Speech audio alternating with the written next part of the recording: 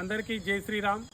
మరి మన భారతదేశంలో ఉన్నట్టు గో సంరక్షణ సమితికి కానీ మరి అదేవిధంగా మన దేవునిలాగా పూజించేటటువంటి ఒక గోమాతకు ఈరోజు మనము అమ్ముకునేటటువంటి పరిస్థితి ఎందుకు వస్తుంది? ఎందుకు అంటే ఈరోజు దేశం మొత్తంలో కూడా ఆవు పాలకు సరైనటువంటి ధర లేదు. దానివల్ల ఈరోజు మనము ఆవులని గోశాలలకు వధించేటటువంటి పరిస్థితి ఏర్పడుతుంది.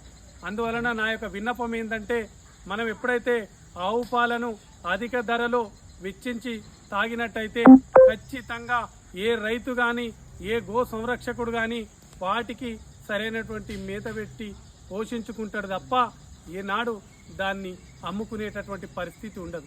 ఎందుకంటే గోవు అనేది కన్నతల్లి లాంటిది.